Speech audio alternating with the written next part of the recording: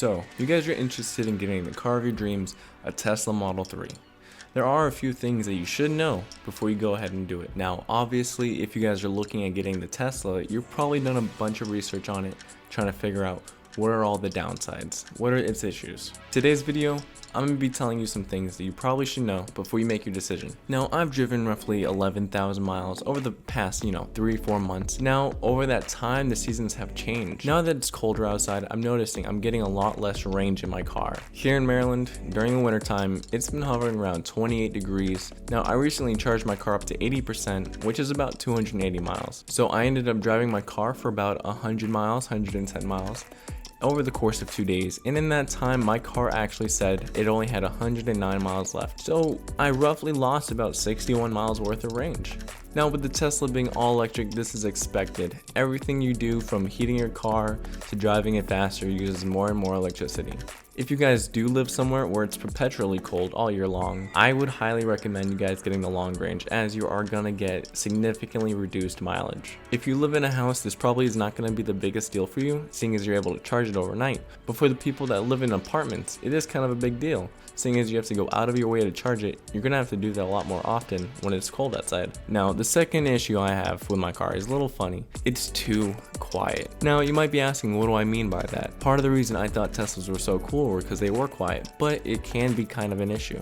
Now, if you're ever driving somewhere that's really public, a lot of people on the road, kind of like a grocery store, you're gonna notice people can't hear you coming up behind them.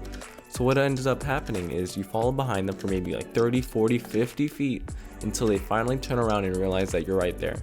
Now, of course, you could just honk at them, but honestly, that's a little rude, and I feel like a great feature that Tesla could implement would be a button that's kind of like a quiet honk, just to let people know that you're behind them. I know for a fact, if I was driving a loud Mustang and I drove up behind somebody, they would instantly know where I was. They'd instantly move out of the way, and problem solved. Yeah, overall it's kind of a minor issue, but it's something for you guys to think about. And now I'm really scraping the bottom of the barrel with this one. It's really hard to find issues with this car. Honestly, I love it as much as you probably will too. There is only USB Type-C charging ports in the car.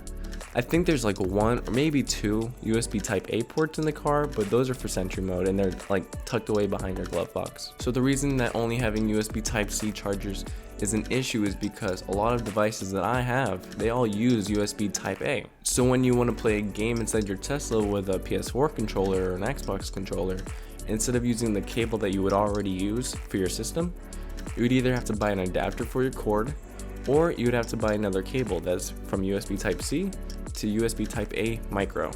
And that's just kind of inconvenient. I had to go out to the store just so I could play some games on my Tesla. Now, fortunately for us, a lot of devices that we use are actually switching over to USB Type-C, which is great and all, but I just feel like there's too many old legacy products that are still using Type-A, and we can't use them on our Tesla without buying another cord or an adapter. Honestly, it is really hard to find any major issues with this car.